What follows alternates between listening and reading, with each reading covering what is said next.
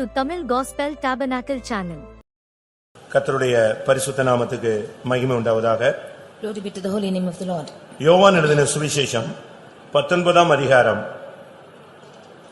28, 29, 30 வசனங்களை வாசிக்கலாம். John's Gospel 19th chapter 28, 29 and 30. அதன் பின்பு எல்லாம் முடிந்தது என்று இயேசு அறிந்து வேதவாக்கியம் நிறைவேறுவதற்காக தாகமாயிருக்கிறேன் என்றார். காடி நிறைந்த பாத்திரம் அங்கே வைக்கப்பட்டிருந்தது. அவர்கள் கடற்காலானை காடியிலே தோய்த்து ஈசோப்பு தண்டில் மாட்டி அவர் வாயினிடத்தில் நீட்டிக் கொடுத்தார்கள். இயேசு காடியை வாங்கின பின்பு முடிந்தது என்று சொல்லி தலையை சாய்த்து ஆவியை ஒப்புக் கொடுத்தார். கர்த்தருடைய பரிசுத்த நாமத்துக்கு மகிமை உண்டாவதாக. Glory be to the holy name of the Lord. இயேசு கிறிஸ்து சிலுவையிலே கடைசியாக முடிந்தது என்று சொல்லி தலையை சாய்த்து ஆவியை ஒப்புக் கொடுத்தார். Jesus finally said it is finished on the Calvary, bowed his head and gave up the ghost. எத்தனையோ சிலுவை மரணங்களை குறித்ததான செய்திகளை நீங்கள் இந்த நாட்களிலே கடந்த காலங்களிலே கேட்டிருக்கலாம். In the past seasons you would have heard about many crucifixions. இயேசுவின் சிலுவை மரணம் என்பது ஒரு நிரூபிக்கப்பட்ட ஒரு சத்தியமான ஒரு காரியம். And the death of Jesus on the cross is the proved historical thing. சில மதங்கள் இயேசுவின் மரணத்தை ஒத்துக்கொள்கிறது இல்லை. Some religions do not accept the death of Jesus. ஒரு சிலர் உயிர்த்தெழுந்த இயேசுவை விசுவாசிக்கிறது இல்லை. Some of them do not believe on the resurrected Jesus. ஆனால் இவர்கள் விசுவாசிக்காவிட்டாலும் நடந்தது ஒரு உண்மை சம்பவம். But even if they do not believe, this is what truly happened. இயேசு இந்த உலகத்திலே வந்து மனிதனாக அவதரித்து மரிப்பார் என்று வேதங்களில் கூட வேதங்களில் கூட தெளிவாக சுட்டிக்காட்டப்பட்டிருக்கிறது. Even in Sanskrit it is told that Jesus will come as son of God and die in this world. அவர் இந்துக்களுடைய வேதங்களிலே தெளிவாக சொல்லி இருக்கிறது. ஒரு கன்னியின் வயிற்றில் பிறப்பார், அவர் அடிக்கப்படுவார், இத்தனை காயத்தை ஏற்றுக்கொள்வார், அவர் மரிப்பார், மறுபடியும் அவர் உயிரோடு எழும்புவார். இதெல்லாம் தெளிவாக சொல்லப்பட்ட ஒரு சத்தியங்கள். Even in the scriptures of the Hindus Vedas it is said that he will come as a virgin and he will be born, he will be taken in the sprites and he will die and be resurrected. இஸ்லாமும் கூட இயேசு வந்தது, அவர் பிறந்தது, வளர்ந்தது, மரித்ததை ஒத்துக்கொள்கிறது. Even Islam is accepting the birth and death of Jesus. யூதர்களும் இயேசு வருவார் என்ற ஒரு செய்தியை ஒத்துக்கொள்கிறார்கள். Even Jews accept that Jesus will come. ஆனால் மரணத்தை மாத்திரம் அவர்கள் ஒத்துக்கொள்கிறதில்லை. But only the death they are not accepting. ஏனென்றால் மேசியா மரிப்பதில்லை என்கிற ஒரு கோட்பாடோடு அவர்கள் இயங்குகிறார்கள். Because they are under the thing that the Messiah will never die. அதுபோலவே முஸ்லிம் மதமும் கூட இயேசுவின் மரணத்தை சரியான விதத்தில் ஏற்றுக்கொள்ளாமல் கடைசி நேரத்திலே அல்லாஹ் அவரை தன்னளவில் எடுத்துக்கொண்டார் என்றுதான் அவர்கள் சொல்லுகிறார்கள். Even the Muslim religion do not accept that Jesus has died, but finally Allah has taken him unto him. ஆனால் இங்கே சொல்லி இருக்கிறது எல்லாம் முடிந்தது என்று சொல்லி அவர் ஆவியை ஒப்புக்கொடுத்தார். But here it is said that he has given up his ghost, saying it is finished. இயேசு மரிக்காவிட்டாலும் இயேசு உயிர்த்தெழுதாவிட்டாலும் நம்முடைய பிரசங்கங்கள் விருதா. Even if Jesus is not died or resurrected, our preaching is in vain. இதைத்தான் பவுலும் கூட சுட்டி காட்டுகிறார். அவர் உயிர்த்தெழுதாவிட்டால் எங்களுடைய பிரசங்கம் விருதா என்று அவர் சொல்லுகிறார். This is what Saint Paul says, that if he is not resurrected, then our preaching is in vain. மரணத்துக்கு பின்பு ஒரு வாழ்க்கை உண்டு என்பதை நிரூபிக்கும்படியாகவே இயேசு இந்த உலகத்திலே வந்து மரித்து உயிரோடு எழுப்பி காண்பித்தார். To prove to us that there is a life after resurrection, after death Jesus came to this world, died and was resurrected. ஏசாயா தீர்க்கதரிசி இந்த சிலுவையை அவன் தரிசனத்திலேயே கண்டு தீர்க்க தரிசனமாக எழுதி வைத்தான். Prophet Isaiah saw in his vision this cross and he wrote in the vision. பல தீர்க்க தரிசனங்களை அவன் சொல்லிக்கொண்டே வந்தான். He prophesied many prophecies. அவன் பல காரியங்களை பேசிக்கொண்டு வரும்பொழுது ஒரு அதிகாரத்திலே முழுவதும் அவனுக்கு சிலுவை தரிசனமாகவே அமைந்து விட்டது. When he was prophesying about many things, in one chapter fully he was seeing the vision of cross. ஏசாயா 50க்கு வரும்பொழுது அவனுக்கு இயேசுவின் பாடுகளுடைய ஒரு பகுதி அவனுக்கு தென்பட ஆரம்பித்தது. Coming to Isaiah 50th chapter, the part of the sufferings of Christ was seen by him. ஏசாயா 52ஆம் அதிகாரத்திலே வரும்பொழுது அங்கேயும் சிலுவை மரணத்தினுடைய ஒரு பகுதி அவனுக்கு வெளிப்படுத்தப்பட்டது. Isaiah 52nd chapter also a part of the of the suffering of the cross came unto him. 53ஆம் அதிகாரத்திலே சிலுவையினுடைய பூரண அந்த முடிவு தெளிவாக அவனுக்கு தரிசனமாக கொடுக்கப்பட்டது. In 53rd chapter we can see the clear vision of the cross which was given to him. இயேசுவின் சிலுவை மரணம் அவனுக்கு ஒரு தீர்க்க தரிசனமாக அருளப்பட்ட ஒரு செய்தியாக இருந்தது. The death of the cross was given as a prophecy unto him. அதுபோலவே தாவீதும் கூட சிலுவை மரணத்தை அடிக்கடி தன்னுடைய சங்கீதங்களிலே சுட்டிக்காட்டுகிறான். Even so David depicts about the death of cross in all his books in the Psalms. இயேசு வந்து இந்த உலகத்திலே அவனுடைய பிசாசின் தலையை நசுக்குவார் என்பது அது ஒரு தீர்க்க தரிசன நிறைவேறுதல். Jesus will come and crush the head of the Satan on Calvary is a prophetical word. ஆதியாகமத்திலே இயேசு தேவன் பேசும் பொழுது When God speaks about him in Genesis, ஆதியாகமம் 3ஆம் அதிகாரத்திலே ஸ்திரீயின் வித்தானவர் உன் தலையை நசுக்குவார் நீ அவர் குதிகாலை நசுக்குவாய் என்று ஒரு வார்த்தை சொல்லப்பட்டது. It is said that the seed of the woman will crush bruise the head and thou shalt bruise his heel. இயேசுவினுடைய சிலுவை பாடு அங்கே எப்படி சொல்லப்பட்டிருக்கிறது என்றால் சாத்தான் அவருடைய குதிகாலை நசுக்கினான். It is said about the sufferings of Jesus as he will bruise the head of the heel of Satan. ஆனால் இயேசு சிலுவையில் என்ன செய்தார்? அவனுடைய தலையை நசுக்கினார். But Jesus will bruise his head on the cross. கர்த்தருடைய பரிசுத்த நாமத்துக்கு மகிமை உண்டாவதாக. Glory be to the holy name of the Lord. இயேசு கிறிஸ்து எதற்காக மரித்தார், எதற்காக ஜீவனை ஒப்புக்கொடுத்தார் என்பதை குறித்து நாம் இப்பொழுது சிந்திக்க போகிறோம். Why did Jesus die and yield up his ghost? This is what we are going to meditate. இயேசு ஆவியை ஒப்புக்கொடுத்தார் என்று சொல்லி இருக்கிறது. It is said that Jesus gave up his ghost. அவர் பிதாவின் கரத்திலே தன்னுடைய ஆவியை ஒப்புக்கொடுத்தார். He yielded up his ghost into the hands of the Father. ஒவ்வொரு சுவிசேஷங்களும் ஒவ்வொரு விதங்களில் அவர் ஜீவனை விட்டார் என்று சொல்லி இருக்கிறது. ஆனால் யோவான் தெளிவாக சொல்கிறார் ஆவியை அவர் பிதாவினிடத்தில் ஒப்புக்கொடுத்தார். Every gospel says that he has yielded up his ghost, but here it is clearly said that he gave up the ghost into the hands of the Father. இன்றைக்கு உலகத்தில் உள்ள பல சபைகளிலே சிலுவையிலே அவர் சொன்ன 7 வார்த்தைகள் சொல்லப்பட்டு பிரசங்கங்கள் நடந்து கொண்டிருக்கிறது. Today messages all over the world are going on about the 7 words that he proclaimed on the cross. ஒரு ஆள் மன்னிப்பை குறித்து பேசுவார். One person will speak about forgiveness. ஒருவர் எல்லாம் முடிந்தது என்று பேசுவார். One person will speak that everything is finished. ஒருவர் தாகமா இருக்கிறேன் என்று பேசுவார். One person will say that I am thirst. இப்படி ஒவ்வொருவரும் 7 வார்த்தை சிலுவையிலே அவர் சொன்ன 7 வார்த்தைகளை 7 பிரசங்கங்கள் இன்றைக்கு நடந்து கொண்டே இருக்கும். Even so there will be 7 preachings which he spoke on the cross. ஆனால் அவர் ஆவியை ஒப்புக்கொடுத்தார். But he gave up the ghost. ஏன் அவர் ஒப்புக்கொடுத்தார் என்பதை நான் சில வசனங்களில் உங்களுக்கு முன்பாக வைக்க விரும்புகிறேன். I would like to cite certain verses before you why he gave up the ghost. அவர் சிலுவையிலே பட்ட பாடுகள் எல்லாம் சரிதான். It was true that he endured all the sufferings on the cross. கடைசியிலே தன்னை ஒப்புக்கொடுத்தே விட்டார். Finally he yielded up himself. தன் ஆவியையே ஒப்புக்கொடுத்து விட்டார். He gave up even his ghost. தன் ஜீவனையே விட்டு விட்டார். He gave up his life. அவர் மரணத்தை ருசி பார்த்தார். He tasted death.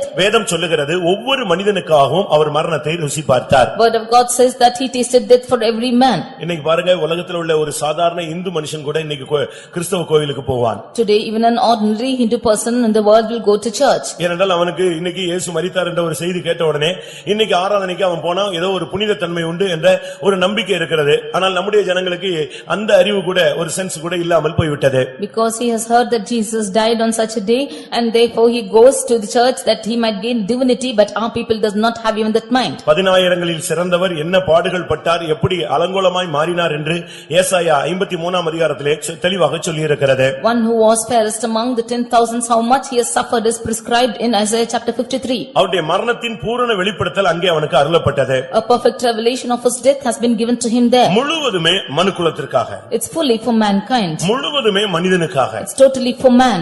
ஒவ்வொன்றுமே அந்த மனிதனுடைய மனதை அறிந்துதான் அவர் அந்த பாடுகளை எல்லாம் ஏற்றுக்கொண்டார். Knowing the mind of man only, he endured all the sufferings. ஒரு மனிதனை அழகாக மாற்றும்படியாக அவர் அழகு இல்லாதவராய் மாறினார். In order to make a man very beautiful, he became without form or comeliness. அவனை சௌந்தரியம் உள்ளவனாய் மாற்றும்படியாக அவர் சௌந்தரியம் இல்லாதவராய் மாறினார். That he might become beautiful, he became without form or comeliness. ஒரு மனிதன் மிருகம் போல இருக்கக்கூடாது, அவனை விரும்பத்தக்க ரூபம் வேண்டும் என்று சொல்லி இவர் விரும்பத்தக்க ரூபத்தை ஏற்றுக்கொள்ளாமல் இருந்தார். He might that the man should not be as a beast, that he might have some comeliness, he became without form and comeliness. மனிதன் அசட்டை பண்ணப்படக்கூடாது என்று சொல்லி அவர் அசட்டை பண்ணப்பட்டார். That man might not be despised, he was despised. மனிதன் புறக்கணிக்கப்படக்கூடாது என்று சொல்லி அவர் புறக்கணிக்கப்பட்டார். That man might not be rejected, he was rejected. மனிதன் துக்கம் நிறைந்தவனாய் இருக்கக்கூடாது என்று சொல்லி அவர் துக்கம் நிறைந்தவராய் மாறினார். That man might not be full of sorrows, he became full of sorrows. மனிதன் பாடு அனுபவிக்க கூடாது என்று சொல்லி அவர் பாடுகளை அனுபவித்தார். That man should not suffer sufferings, he endured sufferings. அவர் மனிதனுக்கு தேவனுடைய முகம் மறைத்து விடக்கூடாது என்று சொல்லி அவர் தேவனுடைய முகம் தனக்கு மறைக்கப்பட்டால் பரவாயில்லை என்று ஏற்றுக்கொண்டார். That the face of God might not be hidden to man, he even accepted that the face of God was hidden to him. நம்முடைய பாடுகளை ஏற்றுக்கொண்டார், நம்முடைய துக்கங்களை அவர் சுமந்து கொண்டார். He took our sorrows and he acquainted our grief. நாம் வாதிக்கப்படக்கூடாது என்று சொல்லி அவர் வாதிக்கப்பட்டார். That we might not be affected, he was affected. நாம் காயப்படக்கூடாது என்று சொல்லி அவர் காயப்பட்டார். That we might not be painful, he took all the sufferings. நாம் நொறுக்கப்படக்கூடாது என்று சொல்லி அவர் நொறுக்கப்பட்டார். That we might not be oppressed, he was oppressed. நமக்கு சமாதானத்தை உண்டு பண்ணும் ஆக்கினையை ஏற்றுக்கொண்டார். He took the thing of peace that might come upon him. இந்த சத்தியம் உங்களுக்கு புரிந்து கொள்கிறதா? Do you understand this truth? நமக்காகத்தான் எல்லாமே அவர் ஏற்றுக்கொண்டார். It is for our sake he endured everything. என்ன ஒரு மனிதனுக்காக என்னெல்லாம் பண்ணணுமோ அவ்வளவு ஒரு தாயை விட, ஒரு தகப்பனை விட, ஒரு நண்பனை விட, ஒரு தலைவனை விட அவர் மனிதனுக்காக எல்லாவற்றையுமே செய்து முடித்திருக்கிறார். All what he can do for a man, like a father or a mother or a head, he has done everything for man.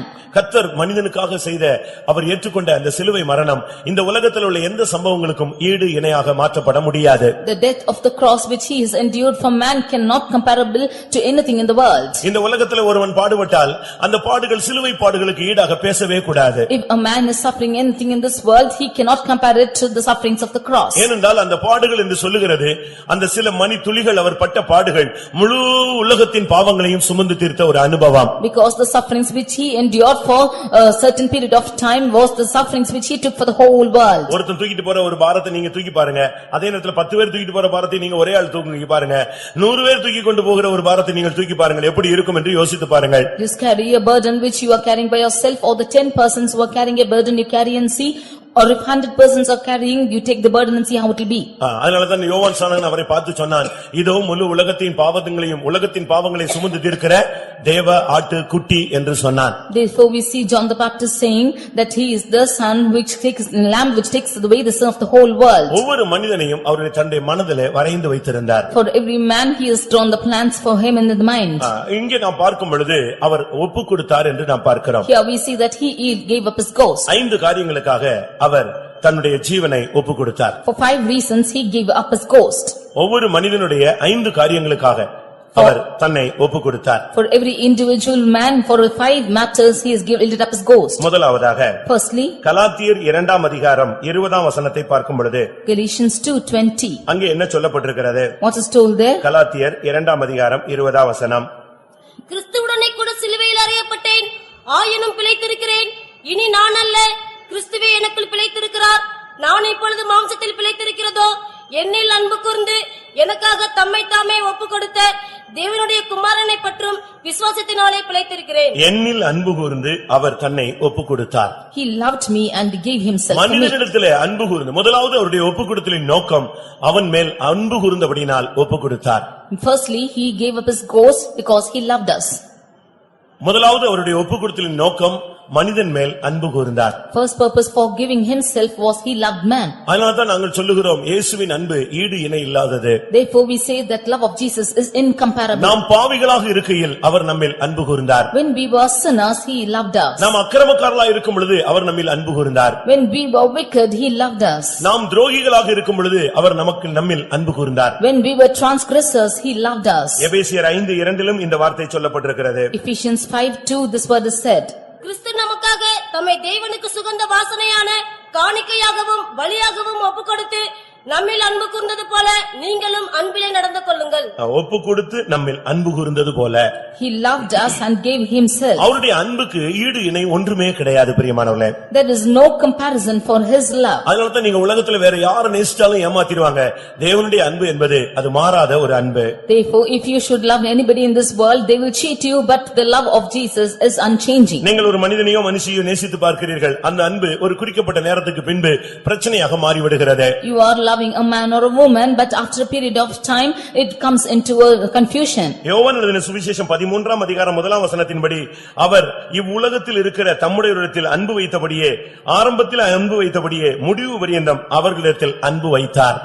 And John 13:1 we see that whomever he loved as his own in the world, he loved them until the end. அவர் அதிகமாய் மனிதனை நேசித்து இந்த சீஷர்களை நேசித்து அவர்கள் அவரை விட்டு ஓடின பொழுது அந்த தன்மையை அவரால் ஏற்றுக்கொள்ள முடியாமல் தான் கடைசியில கடைசியிலே போய் நீ என்னை நேசிக்கிறாயா என்ற கேள்வியை பேதுருவுக்கு முன்பாக வைத்தார். When he loved his disciples to this extent, when they were fleeing away and denying him, he could not bear it, therefore he finally placed the word asking Peter, do you love me? நீர் எவ்வளவாய் என்னில் அன்பு வைக்கிறீர் என்று ஒரு மனிதன் கேட்டபொழுது அவர் ரெண்டு கையை விரித்து சிலுவையிலே சொன்னாராம், இவ்வளவாய் நான் உலகத்தில் உன்னில் அன்பு கூர்ந்தேன். When a man asked him as to how much he loved him, he stretched his hands on the cross and said, to this extent. பிதா தன்னுடைய குமாரனை இவ்வளவாய் உலகத்தில் தந்தருளி நம்மேல் அன்பு கூர்ந்தார். Father so loved the world that he gave his son and he loved us. குமாரன் தன் ஜீவனையே கொடுத்து நம்மேல் அன்பு கூர்ந்தார். Son gave his life and loved us. பிரியமானவர்களே, முதலாவது நம்மில் அவர் அன்பு கூர்ந்தார் என்பதை நீங்கள் நினைவில் வைக்க வேண்டும். Firstly, you should understand that he has loved us. அவர் ஆவியை ஒப்புக்கொடுத்ததனுடைய நோக்கம்,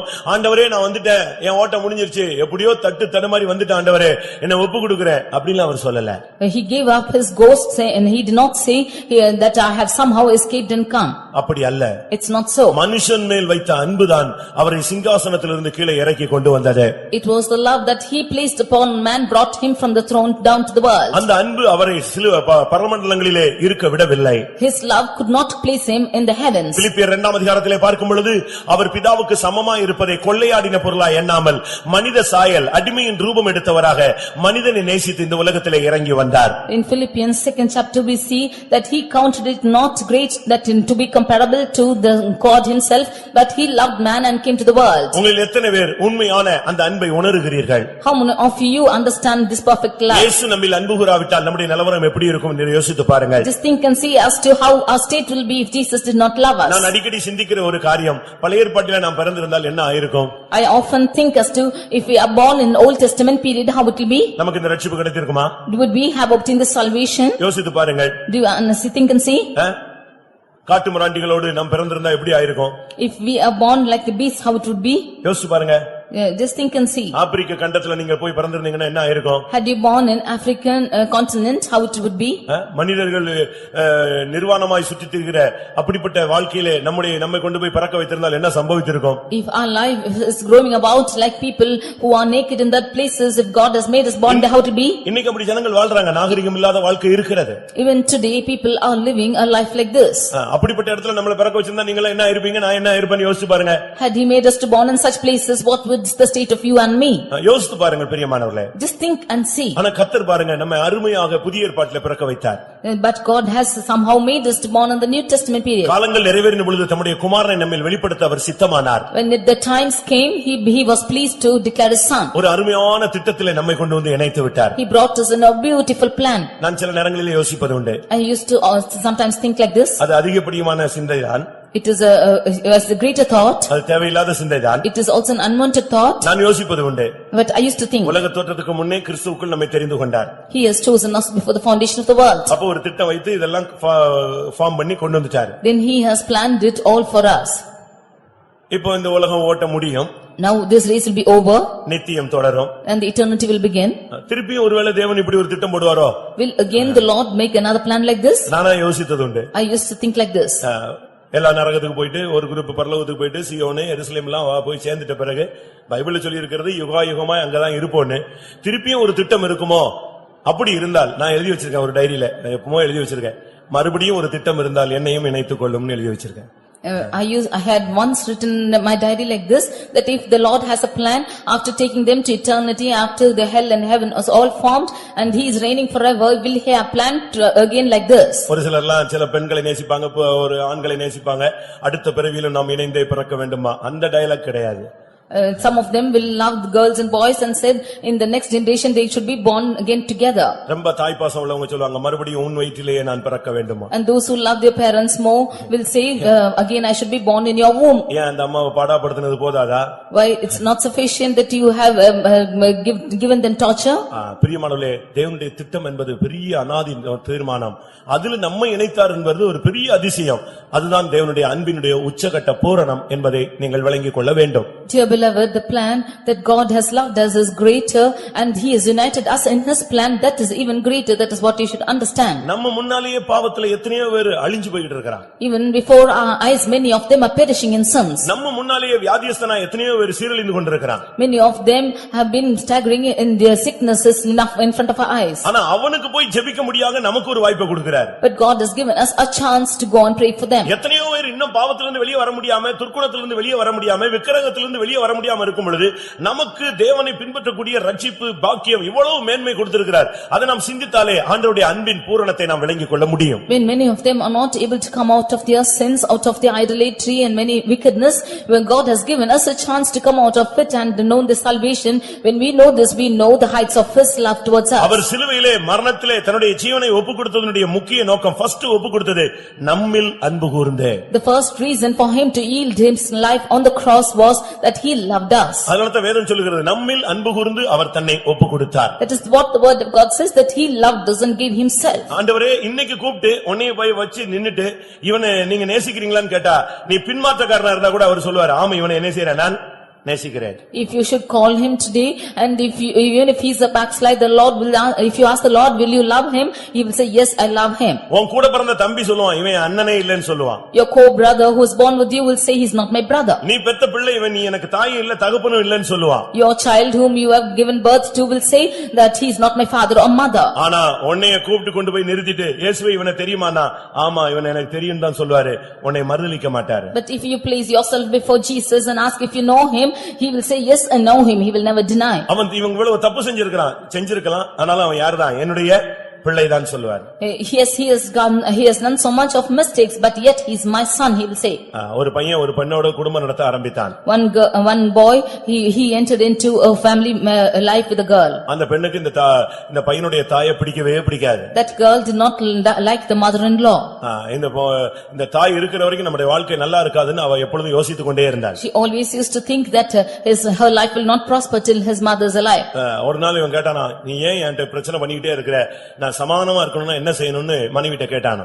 One day he asked his wife, why are you to putting me into confusions to us to live in peace? What should I do? உங்க அம்மா என்னைக்கு சாகறாளோ அன்னைக்கு தான் நான் சந்தோஷமா இருப்பேன்னு சொன்னான். The day that your mother dies, that day will I be happy, she said. சரி என்ன செய்யணும்னு எதிர்பார்க்கறேன்னு கேட்டான். He asked us to what I should do. உங்க அம்மாவை கொன்னு அந்த ஹார்ட்டை எடுத்துட்டு வா, நான் உன்னை கடைசி வரைக்கும் சமாதானமா இருக்கிறேன்னு சொன்னான். You kill your mother and take her heart out and come and I will be in peace with you till the end. அந்த மாம்சீக அன்பு அவன் கண்ணை மறைத்தபடினால் வந்து தாயை கொன்று அந்த ஹார்ட்டை எடுத்துட்டு கிளம்பி போயிட்டான். Because the carnal love has blinded his eyes, he came, he killed her mother, took her heart and went. தாய் வீட்டு வாசல்ல செத்து கிடந்தாள். The mother had been dead in the doorstep. நெஞ்ச பிளந்து அவன் அந்த இருதயத்தை எடுத்துட்டு புறப்பட்டு திரும்பி போனான். He took out the heart out of her chest. போகும்போது கால் தட்டி குப்புற விழுந்துட்டான். On the way back he slipped and he fell down. இப்ப கையில உள்ள இருதயம் கீழ விழுந்துருச்சான். Now the heart just fell down. அந்த இருதயம் பேசிட்டான், மகனே கீழ விழுந்துட்டியே, அடிபட்டுட்டியா, உனக்கு ஏதாவது பாதிக்கப்பட்டிருச்சா தம்பி அப்படின்னு கேட்டுச்சான். That heart just cried out, my son, you have fallen down, have you got hurt by this? ஐயோ நீ நான் என் சரீரத்துல இருந்தா இப்ப ஓடி வந்து உன்னை தூக்கி விட்டுருப்பனே அப்படின்னு சொல்லிச்சான். She said, if I had been in that body, I would have come and picked you up. ஒரு தாயினுடைய அன்பை குறித்து இப்படி சித்தரிக்கிறார்கள். A mother's love is prescribed like this. இன்றைக்கு வந்து உன்னை ஒரு பின்மாற்றக்காரன் என்று பலர் சொன்னாலும் கர்த்தர் சொல்லுவார், அவன் என்னுடைய மகன் மகள் என்று சொல்லுவார். அப்படி விசுவாசிக்கிறவர்கள் கரங்களை உயர்த்தி அல்லேலூயா சொல்லுங்கள் பார்க்கலாம். யாக்கோபை மற்றவர்கள் எல்லாரும் எத்தன் என்று சொல்லிக்கொண்டே வந்தார்கள். About Jacob, others said that he is a deceiver. ஏமாற்றுக்காரன் என்று சொன்னார்கள். All said that he was a deceiver. வஞ்சிக்கிறவன் என்று சொன்னார்கள். They said that he was beguiling. பணாசை உள்ளவன் என்று சொன்னார்கள். They said that he was covetous. இப்படி பலவிதமான குற்றச்சாட்டுகளுக்கு மத்தியிலே அவர் ஆண்டவர் என்ன சொல்லுகிறார்? In the midst of so many accusations, what does the Lord say? அவரிடத்தில் போய் கேட்டபொழுது அவர் சொன்னாரு, யாக்கோபிலே நான் அக்கிரமத்தை காண்கிறதே இல்லை. When he was inquired of the Lord said, I do not see iniquity in Jacob. இஸ்ரவேலிலே நான் குற்றம் பிடிக்கிறதே இல்லை. I did not see faults in Israel. எப்படி அவருடைய வார்த்தைகள் வந்து கொண்டிருந்தது? How was his words coming like this? யாக்கோபே நீ பயப்படாதே என்று தான் சொல்லுகிறார். He said, Jacob, fear not. இஸ்ரவேலே நீ பயப்படாதே என்று சொல்லுகிறார். O Israel, fear not. பிரியமானவர்களே, ஒரு மனிதனை தேவன் பார்க்கிற விதம் வேறு, நம் பார்க்கிற விதம் வேறு. The way that God looks upon a man is different to what we look upon. அந்த அவருடைய அன்புக்கு போய் இந்த மாம்சீக அன்பை இணைத்து விடவே முடியாது. You cannot unite this carnal love into his love. பெத்த பிள்ளையை குப்பைத்தொட்டியில தூக்கி போட்டு எரிந்து போகிற காலத்தில் நாம் வந்திருக்கிறோம். We are coming at times when the mother who is begetting the child is throwing the child in the dustbin. எனக்கு தெரியும் ஒரு சகோதரன் நம்முடைய நம்முடைய சபையில ஊழியத்திலே கொஞ்ச நாள் இருந்தார். I know of a brother who was in our ministry for some time. அவன் ஒரு கூர்க்கா இனத்தைச் சேர்ந்தவன். He was belonging to the tribe of Gurkha. அந்த பேரண்ட்ஸ் எங்கேயோ வந்து கொண்டிருக்கும் பொழுது ட்ரெயின்ல அவனை மிஸ் பண்ணி விட்டார்கள். When he was coming, his parents were coming, they were missing him in a train. அவன் ஒரு தெலுங்கு குடும்பம் எடுத்து வளர்த்தது. And a Telugu family took him, brought him up. அவன் ஒரு துன்மார்க்கனாத்தான் வளர்ந்தான். He was a wicked person.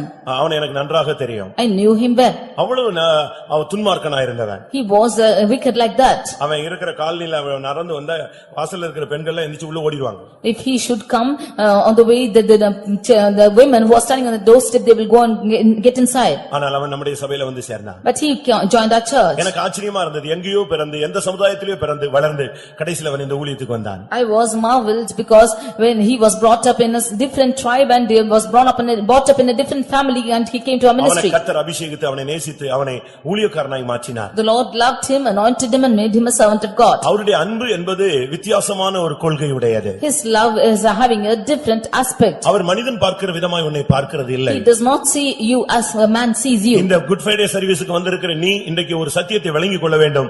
தேவன் உன்னை நேசிக்கிறார். You who have come for this Good Friday service should understand one thing, that the Lord our loves you. மரணத்தில் தன்னை ஒப்புக்கொடுத்ததுக்கு முதல் நோக்கம் அவர் உன்னை நேசித்து அன்பு கூர்ந்து தன்னை ஒப்புக்கொடுத்தார். The first purpose for him to yield up his ghost in his death was he loved you. இரண்டாவது நோக்கம், The second purpose is ரோமர் 4:25 வசனத்தை பார்க்கும் பொழுது, Romans 4:25. ரோமர் 4:25, Romans 4:25.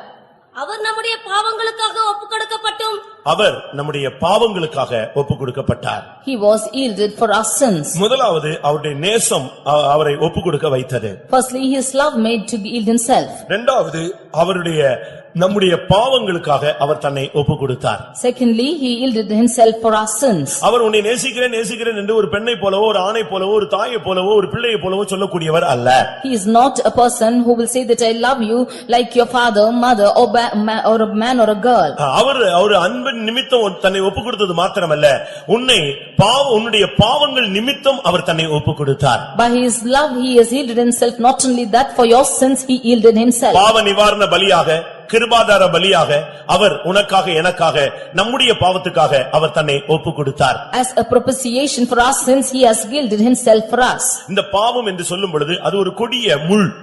The sin means it is a thorn. ஒரு சிலர் இந்த பாவத்தை குறித்து ஒரு தெளிவான விளக்கம் இல்லாமல் இருக்கிறார். Some of them do not have a reality of this sin. பாவத்துல பல தன்மைகள் இருக்கிறது. There are many aspects of sin. சின்ன பிழைகள் இருக்கிறது. There are small children. யாருக்குமே தெரியாம செய்கிற மறைவான குற்றங்கள் இருக்கிறது. And the sins which others do not know is there. கொஞ்சம் வெளியே தெரிஞ்ச உடனே துணிகரமா செய்கிற பாவம் இருக்கிறது. And there are presumptuous sins which are seen outside. அதுக்கு பின்பு நீ கட்டுப்பாடற்றவனாக பெரும் பாதகனாய் நீ மாறி போகிறாய். And finally you are landing up into great transgressions. இப்படி எந்த பாவத்துல இருந்தாலும் சரி, கர்த்தர் இன்றைக்கு உன்னை நேசிக்கிறார். Like this, whatever sins you might be in, the Lord loves you today. உன்னை அன்பு கூறுகிறது மாத்திரமல்ல, உன்னுடைய பாவங்களுக்காக அவர் தன்னை ஒப்புக்கொடுத்தார். Not only he has loved you for your sins, he yielded himself. உன்னுடைய பாவம் இரத்தாம்பர சிவப்பாக இருந்தாலும் அதை வெண் பஞ்சை போல மாற்ற அவருக்கு வல்லமை உண்டு. Although your sins be red as scarlet, he is able to make it as white as snow. உனக்காக அன்பு கொடுத்து உன்னில் அன்பு கூர்ந்து அவர் ஜீவனை கொடுத்தது மாத்திரமல்ல, உன் பாவங்களுக்காகவே அவர் இரத்தம் சிந்தினார். It is not only that he loved and gave himself for you, he also shed his blood for your sins. அவருடைய இரத்தம் நம்முடைய பாவங்களை நீக்கி நம்மை சுத்திகரிக்கிறது. His blood is sanctifying us and delivering us of our sins. அந்த ஒரு சொட்டு இரத்தம்ங்கிறதுனா அதனால தான் வந்த உடனே சொன்னேன், ஒரு சொட்டு இரத்தம் உன் மேல தெளிக்கப்படட்டும், உன் வாழ்க்கையே மாறி போய்விடும். That is why as soon as you came I said, one drop of blood be shed on you and your lifestyle will be changed. அவருடைய இரத்தத்துக்கு அவ்வளவு பெரிய ஜீவன் உண்டு. There is such a great life for his blood. அந்த இரத்தம் படும் பொழுது ஒரு மனிதன் சுகமாகி விடுகிறான். When this blood comes upon you, one man is healed. இயேசுவின் மரணத்தை குறித்து சொல்லுகிற ஒரு சம்பவம் உங்களுக்கு தெரிந்திருக்கலாம். We know of an incident about the death of Jesus. அந்த கடைசி நேரத்தில் அவர் மரித்தாரா இல்லையா என்கிற ஒரு சோதனை ஏற்பட்டது. In the last moment a research came as to whether he died or not. ஏனென்றால் குறிக்கப்பட்ட நேரத்துக்கு பின்பு சிலுவையிலே அந்த சரீரத்தை வைக்க முடியாது. Because after a certain time they cannot keep that body on the cross. அப்படி மரிக்காவிட்டால் எலும்புகளை முறிப்பது ஒரு வழக்கமாக இருந்தது. If they do not die so, then their bones will be broken. அவர்கள் வந்து பார்த்த பொழுது இரண்டு கல்லர்களும் மரிக்காமல் இருந்தார்கள். When they came and saw, the malefactors did not die. அவருடைய கால்கள் கால்களும் கைகளும் எலும்புகள் முறிக்கப்பட்டது. Both the legs and hands were all broken. ஆனால் இயேசுவிடத்தில் வந்த பொழுது அவர் மரித்திருந்தார். But when they came to Jesus, he was dead. அது அவங்களுக்கு ஒரு பெரிய டவுட்டாக இருந்தது. That was a doubt to them. இவ்வளவு சீக்கிரத்தில் அவர் மரித்து போனாரா? Will he die so soon? உடனே அந்த நூற்றுக்கு அதிபதி அந்த சிலுவையிலே தொங்குகிற அவருடைய விலாவிலே குத்தினான். The centurion then plucked him through the ribs when he was on the cross. ஒரு போர் சேவகரில் ஒருவன் அதை குத்தினான். A soldier, he just pricked him on the cross. உடனே அங்கிருந்து இரத்தம் வந்தது. Immediately blood came out. கொஞ்ச நேரத்துல அது நின்று விட்டது. And it stopped after some time. அடுத்த சில நிமிடங்கள்ல தண்ணீராய் வந்து நின்று விட்டது. After that came water and that also stopped. அப்பொழுது அந்த நூற்றுக்கு அதிபதி சொன்னான், இவர் மெய்யாகவே தேவனுடைய குமாரன் என்று சொன்னான். Then the centurion said that truly he is the son of God. ஆனால் அதே நேரத்தில் என்ன நடந்ததாம்? At the same time what happened? அங்கே நடந்தது என்ன?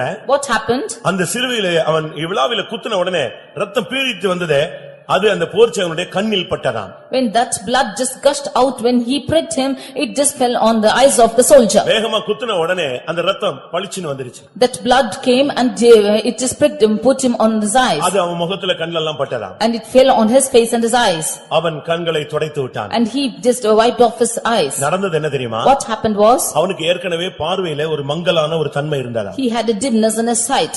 அந்த ரத்தம் பட்ட உடனே அவனுக்கு பார்வை தெளிவாகி விட்டது. When that blood just fell upon him, his sight was clear. எப்படி இருக்கும் என்று யோசித்து பாருங்க. Just think and see as to how it was. விலாவில குத்துன மனுஷனுடைய கண்ணுல அந்த ரத்தம் பட்டு அந்த மனுஷனுடைய கண் பார்வை தெளிவாகி விட்டது. One who poked him on the ribs, and when the blood gushed out and it fell upon his eyes, his eyes were clear.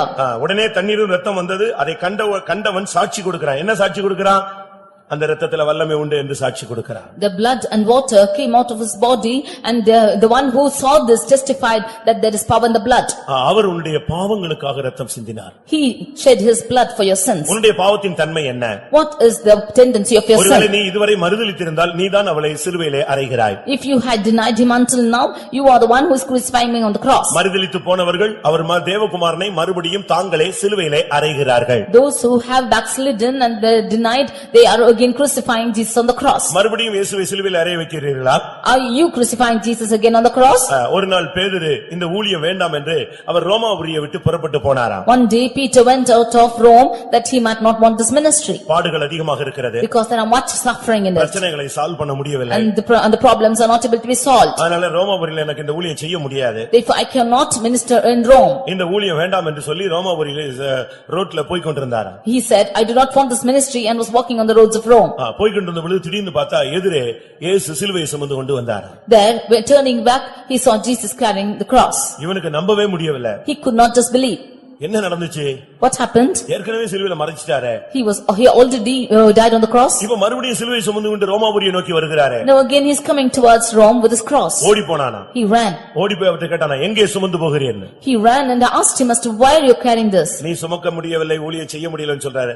நான் மறுபடியும் சிலுவையை சுமந்து கொண்டு அந்த ஊழியத்தை செய்ய போகிறேன்னு சொன்னார். You said you are not able to bear the cross, not able to do the ministry, therefore I am taking the cross and doing the ministry. அங்கேயே விழுந்து மன்னிப்பு கேட்டு, நான் ரோமாபுரியில மரித்தாலும் மரிப்பேனே தவிர வேண்டாம் என்று சொல்ல மாட்டேன், நீர் சிலுவையை மாத்திரம் மறுபடி சுமக்க வேண்டாம் என்று சொல்லி திரும்பி வந்து இயேசுவுக்காய் மரித்தான். There he fell down and asked for apology to the Lord.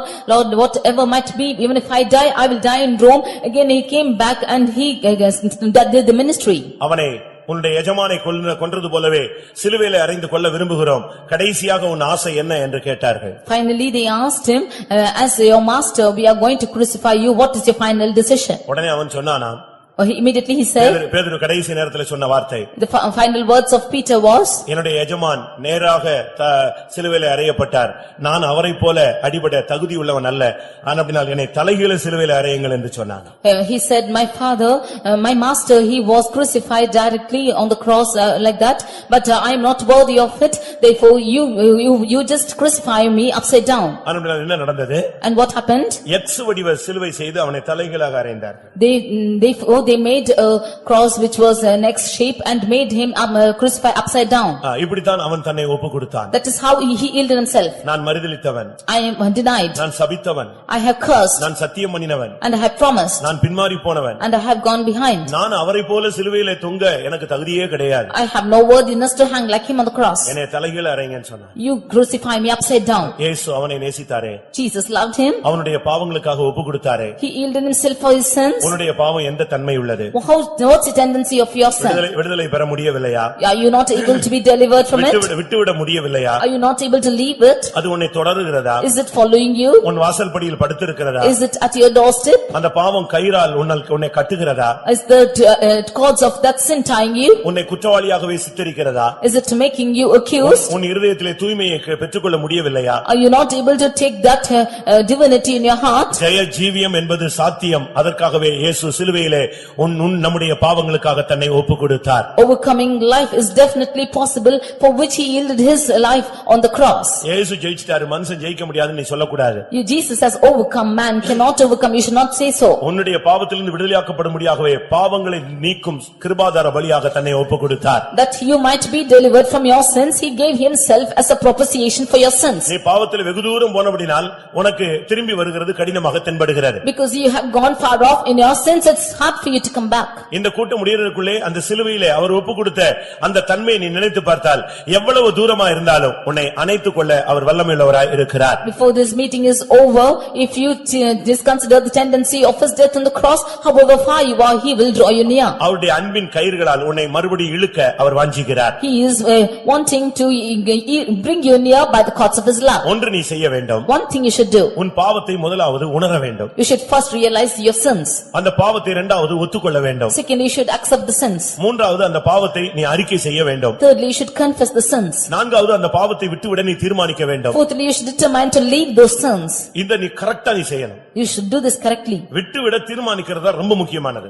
To leave, to determining to leave it is most important. விட்டுட்டா எப்படி மறுபடியும் எடுத்துருவோமா, மறுபடியும் செஞ்சிருவோமா, இல்ல மறுபடியும் அப்படி ஆயிருமா இப்படி ஆயிருமா, ஒண்ணுமே இல்ல. நீ பாவத்தை விடுறேன்னு சொன்னா உன் பக்கத்துல இயேசு வந்து கூட நின்றுவார். You should not think as to whether if you leave, will you have to take it back again, can we progress in it? If you make such a decision, the Jesus will come beside you and ஒரு தாய் stand. தன் பிள்ளையை அவள் அதிகமா நேசிக்கிறாள். One mother is loving a child more. ஆனா அதே நேரத்துல அவள் பிறந்த உடனே அந்த பிள்ளைக்கு இருக்கிற தொப்புள் கொடி அறுக்கப்படுகிறது. But at the same time, when the child is born, the bonds have been cut off. அப்படி அறுக்கப்படாத பட்சத்துல தாயும் மரிக்கும் பிள்ளையும் மரிக்கும். If those bonds are not broken, the mother will die and also the child. அதுபோல பாவத்தின் தொடர்பை நீ துண்டிக்காவிட்டால் நீயும் அழிவாய். பாவம் உன்னை இழுத்துக்கொண்டு அதுவும் சேர்ந்து உன்னோடு அழியும். Even so, if you do not cut off from the sin, then you will die and also with the sin.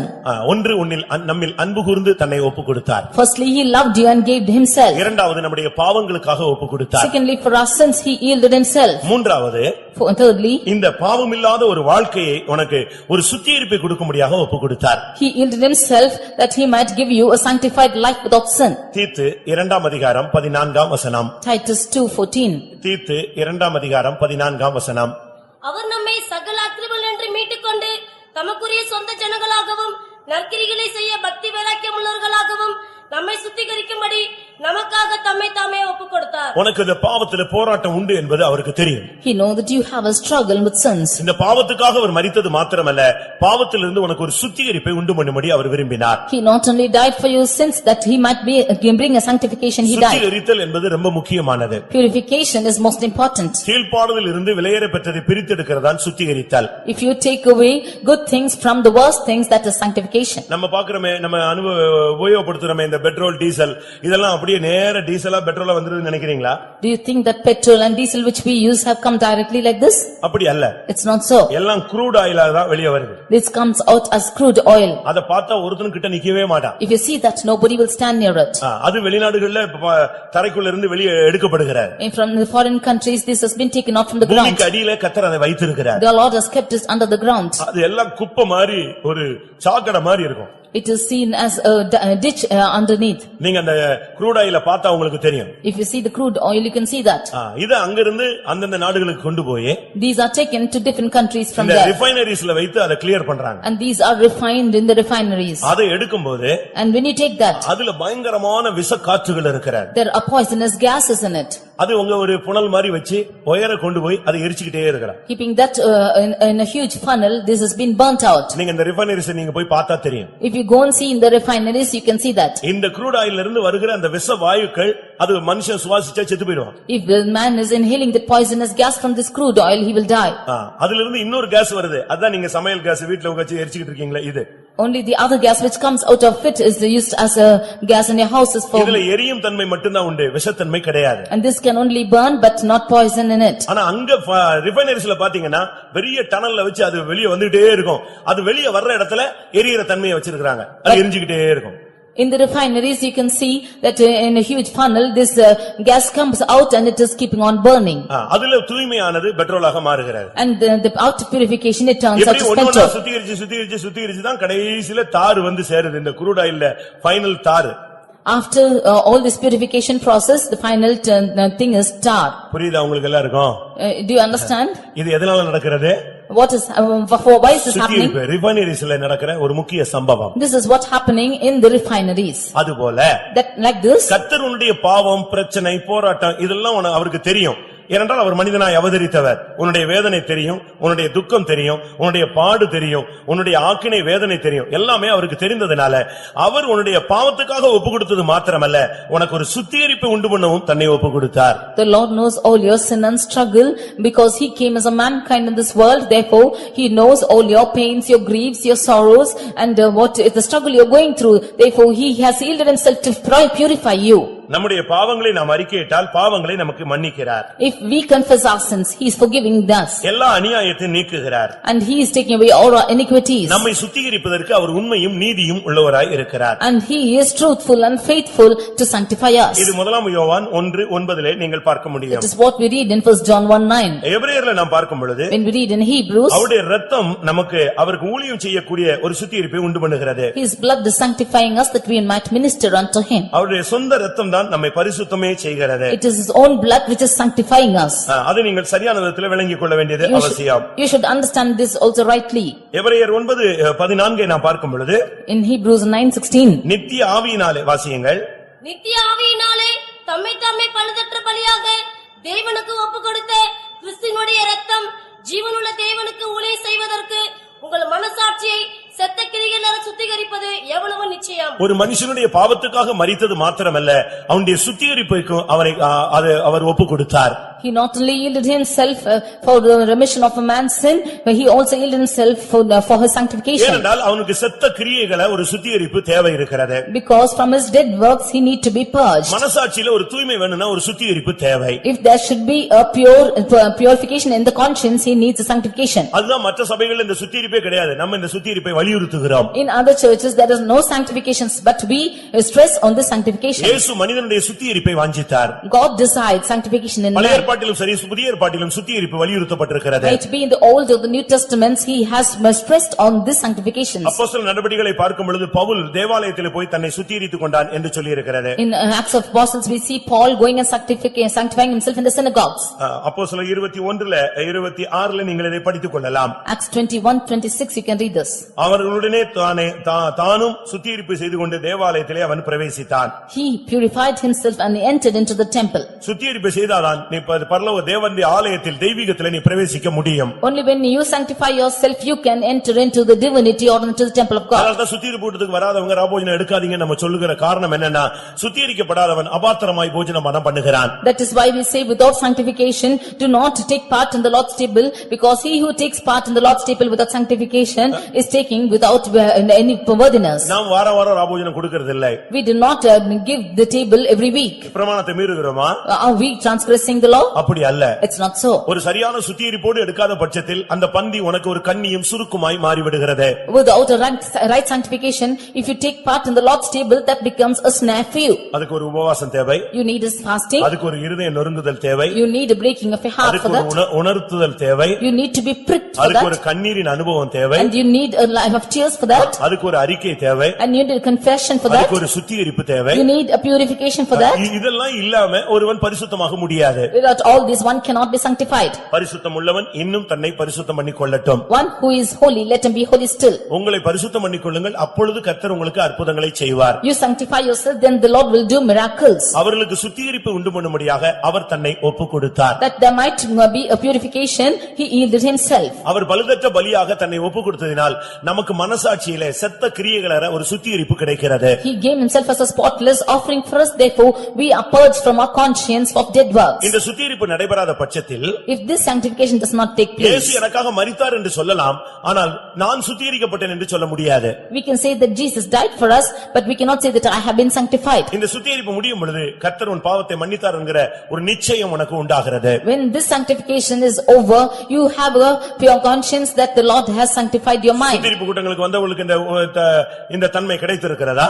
Have you, those who have attained the sanctification meetings, obtained this என் பாவத்தை experience? மன்னித்தார் என்ற நிச்சயம் வந்திருக்கிறதா? Have you have the surety that he is forgiving your sins? அவர் எனக்காக சுத்திகரிப்பை உண்டு பண்ணினார். He has given a purification for me. அடுத்ததாக Nextly, கலாத்தியர் 1 அதிகாரம் 4 வசனத்தை பார்க்கும் பொழுது Galatians 1:4. ஒரு தனி மனிதனுக்காக தான் ஒப்பு கொடுத்தார். It is for an individual, he yielded himself. அவனை ஒவ்வொரு ஸ்டெப்பா கொண்டு வர்றார். For he is coming, bringing him step by முதலாவது step. அவன்ல அன்பு கூறுகிறார். Firstly, he loved him. இரண்டாவது அவனை பாவத்துக்காக அவர் வேதனைப்படுகிறார். Secondly, he is grieved for sins. மூன்றாவது அவனுக்கு சுத்திகரிப்பு உண்டு பண்ண அவர் முயற்சிக்கிறார். Thirdly, he is wanting to give him purification. நான்காவதாக Fourthly, கலாத்தியர் 1:4 Galatians 1:4. அவர் நம்மை இப்பொழுதிருக்கிற பொல்லாத பிரபஞ்சத்தினின்று விடுவிக்கும்படி நம்முடைய பிதாவாகிய தேவனுடைய சித்தத்தின்படியே நம்முடைய பாவங்களுக்காக தம்மை தாமே ஒப்புக் கொடுத்தார். அவர் நம்மை இப்பொழுது இருக்கிற பொல்லாத பிரபஞ்சத்தினின்று விடுவிக்கும்படி தன்னை ஒப்புக் கொடுத்தார். He gave himself that he might deliver us from this present evil world. ஏன் பெந்தேகோஸ்தேக்காரர்கள் உலக ஆடம்பரத்தை விடுகிறார்கள்? Why are the Pentecostal people leaving the traditions of the world? அது பாவத்திலிருந்து ஒரு விடுதலை பெற்ற ஜீவியத்தை காண்பிக்கிறது. That shows a life of being delivered from this world. அவர் ஏன் ஒப்புக் கொடுத்தார்? Why did he yield இந்த himself? பிரபஞ்சத்தினின்று நீ உனக்கு ஒரு விடுதலை கிடைக்க வேண்டும். That he might deliver you from the present evil world. பாவத்தில் உனக்கு சுத்திகரிப்பு கிடைக்கிறது மாத்திரமல்ல, பாவத்திலிருந்து உனக்கு ஒரு விடுதலையும் தேவை. Not only a sanctification from this sin, but also a deliverance from this sins. பாவம் சுட்டிக்காட்டப்பட்டால் மட்டும் போதாது. Need not to be depicted of your sins. பாவத்துக்காக ஒரு மன்னிப்பு பெற்றால் மட்டும் போதாது. Not only a forgiveness for your sins. இனிமேல் பாவம் இல்லாத ஒரு விடுதலையின் வாழ்வை நீ வாழ வேண்டும். But after this you should live a life of deliverance from sins. அதனால தான் இப்பிரபஞ்சத்தினின்று உன்னை விடுவிக்கும்படியாக தன்னை ஒப்புக் கொடுத்தார். That is why he yielded himself to deliver you from the present evil world. கிறிஸ்தவ வாழ்க்கை என்பது பாவத்திலிருந்து விடுதலை பெற்ற ஒரு வாழ்க்கை. Christian life is a life which has been delivered of sins. ரோமர்ல பார்க்கும் பொழுது பவுல் சொல்லுகிறார், நிர்பந்தமான மனுஷன் யார் என்னை விடுதலையாக்க முடியும்? In Romans we see that I am a man of tragedy, who can deliver me? ரோமர் 7:27 அதை சொல்லுகிறார். In Romans 7:27 he can see this. ஆனால் ரோமர் 8:2 பேசும் பொழுது In Romans 8:2 when we see ஜீவனுள்ள ஆவியின் பிரமாணம் என்னை பாவம் மரணம் என்பதிலிருந்து விடுதலை ஆக்கிவிட்டது. the spirit of life has freed me from the law of sin and death. இயேசு சிலுவையிலே தன்னை ஒப்புக் கொடுத்தது உனக்கு பாவத்திலிருந்து ஒரு விடுதலை கொடுக்கும்படியாக. Jesus yielded himself on the cross that he might deliver you from sins. ஒரு சிலர் சொல்றாங்க பீடியிலிருந்து விடுதலை இல்ல, சாராயத்திலிருந்து விடுதலை இல்லன்னு. ஒரு சிலர் சொல்றாங்க. ஆனா மெஜாரிட்டி சொல்லுது எனக்கு அதிலிருந்து இருந்து விடுதலை கிடைச்சதுன்னு சொல்லுது. A few of them say that they have no deliverance from cigarette and from arak, but the majority say that they have been delivered. நான் ஒரு கேள்வி கேட்கிறேன். I ask you a question. நான் ஒரு காலத்துல பாவத்துல அடிமைத்தனத்துல இருந்தேன். இன்னைக்கு பாவத்திலிருந்து எனக்கு எவ்வளவோ விடுதலை கிடைச்சிருக்குன்னு சொல்றவங்க கைகளை வைத்துங்க பார்க்கலாம். உண்மை, அது சாத்தியம். This is true. இயேசு அதற்காகத்தான் தன்னை ஒப்புக் கொடுத்தார். And Jesus yielded himself for that. இந்த பொல்லாத பிரபஞ்சத்திலிருந்து நம்மை விடுவிக்கும்படியாக அவர் தன்னை ஒப்புக் கொடுத்தார். That he might deliver us from this present evil world, he gave himself for us. பாவ பழக்க வழக்கங்களை விட முடியாதுன்னு சொல்ல முடியாது. We cannot say that we cannot be delivered from the practices of the sins. அந்த கடையை பார்த்த உடனே இழுக்குது. When you see that shop, it is driving me. அந்த ஆளை பார்த்த உடனே இழுக்குது. When I see that person, they are attracting me. செல்ல பார்த்தாலே கை அப்படி அங்கேயே தான் போகுது நம்பரை போடுறதுக்கு. When I see the cell, my hands are going to put on the numbers. இதெல்லாம் விவரம் தெரியாதவன் சொல்ற சத்தியம். This is all the truth which we are telling without reason. கிருபை பெற்றவன் இதை ஜெயிச்சிட்டேன்னு சொல்லுவான். One who has received the grace will see that I have overcome it. அதான் உண்மையான சத்தியம். This is the truth. இயேசு உன்னுடைய பாவங்களை சுட்டிக்காட்டி உன்னை குற்றவாளியாக்குறவர் அல்ல, பாவத்திலிருந்து உன்னை விடுதலையாக்கும்படியாக தன்னை ஒப்புக் கொடுத்தவர். The Lord does not want to accuse you of your sins, but wants to deliver you from your sins. அதுக்கு பவுலையே நம்ம சாட்சியா சொல்ல முடியும். We can say Paul as a testimony for this. எவ்வளவோ பாவத்தில் இருந்த மனிதன் தான். He was so much in his sins. அவர் ரோமர் 7 அதிகாரத்தில் என்ன சொல்லுகிறார்? When we see in Romans 7 chapter, நன்மை செய்ய விருப்பம் இருக்கு, ஆனா நன்மையே என்னிடத்துல இல்ல. I desire to do good, but I have no goodness in நான் me. விரும்புகிறதை செய்யாமல் விரும்பாத ஒன்றை செய்து கொண்டே வருகிறேன். I do what I do not want to do, what I do not want I do. நான் நிர்பந்தமான மனுஷன். I am a wretched man. எவ்வளவு தெளிவான ஒரு வார்த்தை பாருங்க. So what a clear word it is. தன்னுடைய வாழ்க்கையை ஒளிச்சு வைக்கல, உண்மையான நிலவரத்தை வெளியரங்கமா சொல்றாரு. He did not hide what in his life, he just openly confesses. இதே பவுல் சொல்லுகிறார், நம்முடைய பாவத்திலிருந்து இப்பிரபஞ்சத்திலிருந்து விடுதலையாக்க விடுதலையாக்கும்படியாகவே அவர் தன்னை ஒப்பு கொடுத்தாருன்னு சொல்லுகிறார். The same Paul says that he has yielded himself that he might deliver us from this present evil world. அதுக்கு காரணம் சொல்லுகிறது ஆண்டவருடைய கிருபை என்று சொல்லுகிறார். And the reason for this is the grace of God. அதனால இயேசு ஒப்பு கொடுத்ததினுடைய நாலாவது நோக்கம் உன்னை விடுதலையாக்கும்படியாக. The fourth reason for Jesus yielding himself for us is to deliver us from sins. பாவத்திலிருந்து விடுதலை. That to deliver us from sins. வியாதியிலிருந்து விடுதலை. To deliver from sickness. மரணத்திலிருந்து விடுதலை. To deliver from death. செய்வினை கட்டுகளிலிருந்து விடுதலை. To deliver us from witchcraft. சமாதான கேடிலிருந்து விடுதலை. To deliver from that is called peace. குழப்பத்திலிருந்து விடுதலை. From confusions. பாவ அடிமைத்தனத்திலிருந்து விடுதலை. And from the bondage of sin. நீ சரியா ஜெபம் பண்ணு, கர்த்தர் எந்த சூழ்நிலையிலிருந்து உன் பிள்ளையை வெளியே கொண்டு வந்துருவார். You pray well and the Lord will bring you out from the situations. எனக்கு தெரியும். I know something. ஒரு சகோதரி, விதவையான ஒரு சகோதரி. A woman who has been left of her husband. அவங்க புருஷன் இறந்துட்டார். Her husband was dead. ரொம்ப சின்ன வயசுலயே இறந்துட்டார். He died in a very small age. இவங்க கல்யாணம் கட்டும்போது இவங்களுக்கு 13 வயசு. When she was married, she was 13 years. இவங்க பிள்ளைக்கு கல்யாணம் கட்டும்போது 14 வயசு. When she got her child married, she was 14. இவங்களுக்கு கல்யாணம் கட்டி 4வது வருஷத்துல புருஷன் இறந்துட்டார். In the 4th year after her wedding, her husband died. 17 yearsல அவ விடோவா மாறறா. In 17th year, she became a widow. அந்த பிள்ளைக்கு 14 வயசுல கல்யாணம் கட்டி அதுக்கு பிறகு குழந்தைகள். And the child got married in 14th year and there was no child. இப்படிப்பட்ட ரெண்டு பிள்ளைங்க. Like this, there were 2 children. இப்ப இந்த நேரத்துல அந்த மகளுடைய புருஷன் இந்த பெண்ணை விட்டு இன்னொரு பெண்ணோடு போய்விட்டான். At this state, the husband of the daughter left her and went with another girl. எப்படி இருக்கும் பாருங்க life. See how that life is. இந்த சகோதரி என்ன செஞ்சு தெரியுமா? What that sister did was, உப்பு கல்ல போட்டு முழங்கால்ல நின்னுச்சு. she knelt down on the salt. நான் ஏற்கனவே விதவையா மாறிட்டேன். I already have become a widow.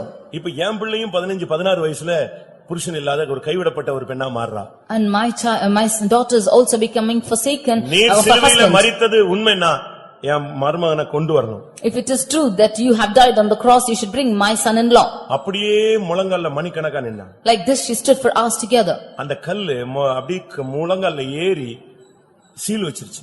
The salt crystals entered into her knees and it also become was like that. ஜெபம் முடியும் போது கர்த்தர் சொன்னார், நீ அவனை உன் மகனா நினைக்கிறாயா?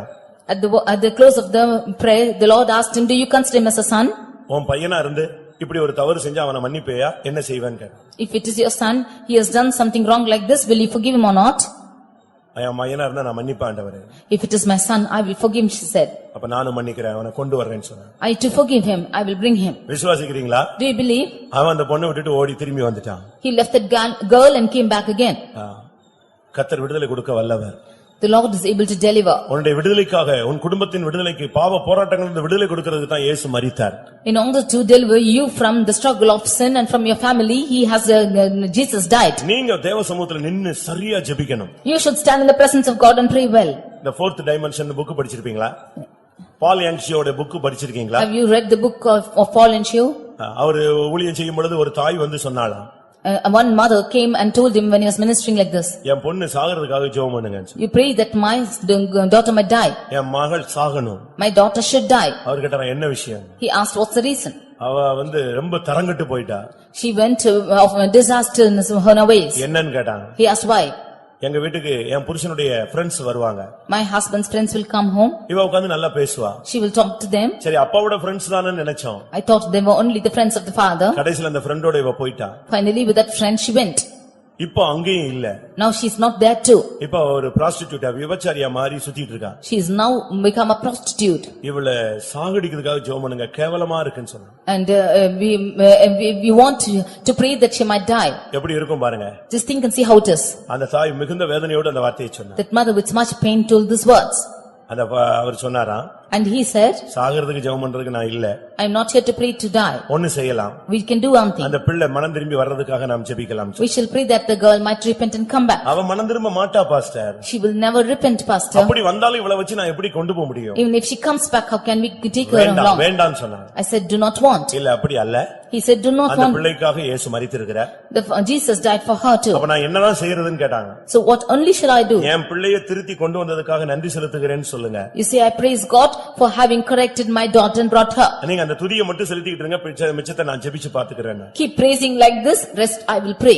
என்ன நடந்துச்சு தெரியுமா? What happened was, திடீர்னு ஒரு நாள் காலையில காலிங் பெல் அழுத்துறா. Suddenly there came a calling bell. காலையில எழும்பி இந்த தாய் வெளியே வந்தபோது When that mother came outside, இந்த பெண் வந்து வாசல்ல நின்னா. this girl came and stood அவ at போய் the எவ்வளவு doorstep. நாள் ஆயிருச்சு.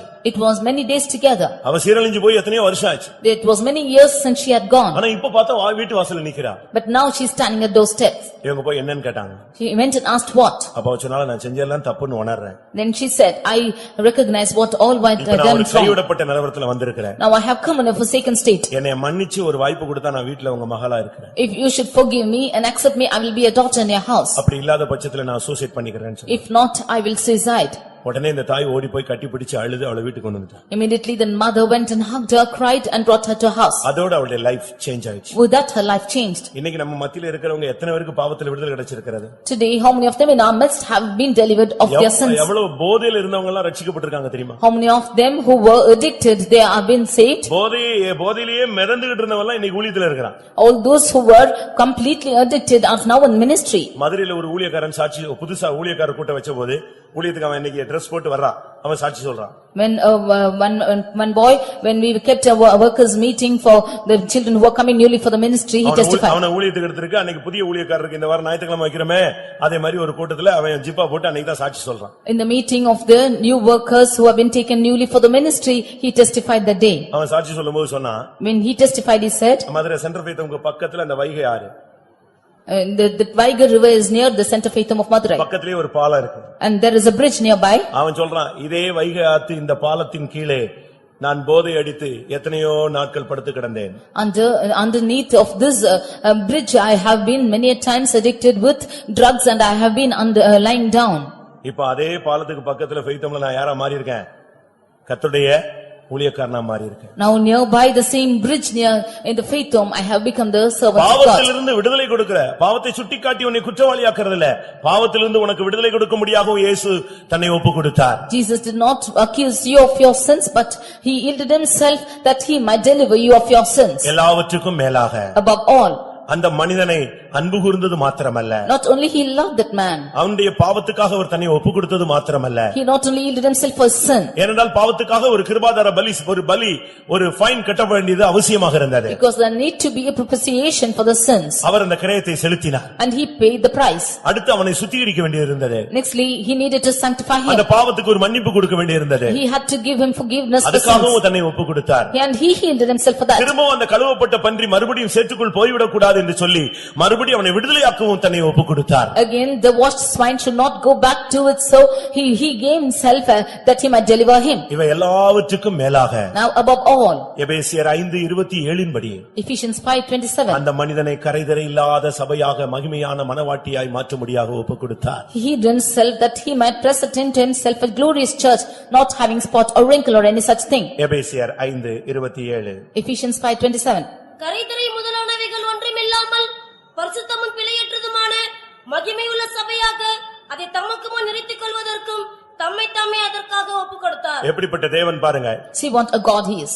அவனை ஒரு பாவிய மண்ணான மனுஷனை அவனை நேசித்தது மாத்திரமல்ல, A sinner, man who is sinner and who is of the earth, not only loving him, அவனுடைய பாவத்துக்காக தன்னை ஒப்புக் கொடுத்தது மாத்திரமல்ல, not only yielding himself for his sins, அவனுக்கு சுத்திகரிப்பு உண்டு பண்ணது மாத்திரமல்ல, not only giving him a purification, அவனை விடுதலை உள்ளவனாய் மாற்றினது மாத்திரமல்ல, not only making him delivered, அந்த மனிதனை கரைதரை இல்லாதவனாய் தனக்கு முன்பாக நிறுத்தும்படியாக வாஞ்சித்தார். he wanted to present him without holy and without blemish before him. கரைதரை முதலானவைகள் ஒன்றுமில்லாமல் பரிசுத்தமும் பிழையற்றதுமான மகிமையுள்ள சபையாக அவனை மாற்ற அவர் சித்தம் கொண்டார். He desired him to present him before him, not having spot or wrinkle or any such thing, but it should be holy and without blemish. அதனாலதான் நம்ம சபை ஐக்கியத்தை முக்கியப்படுத்துகிறோம். That is why we emphasize on the gathering of the church. ஒரு மனிதனுடைய பூரணம் என்பது சபையில் இருந்து அவன் கட்டப்படுவதுதான் பூரணம். The perfection of a man is being built up in the church. சபைக்கு வராதவன் பூரணப்பட்டான் என்று சொல்ல முடியாது. One who does not come to church cannot say that he is perfected. அறிவு இருக்கலாம், அனுபவம் இருக்கலாம், பலவிதமான அற்புதங்கள் இருக்கலாம், ஆனால் சபையில் இல்லாவிட்டால் அஸ்திபாரம் இல்லை.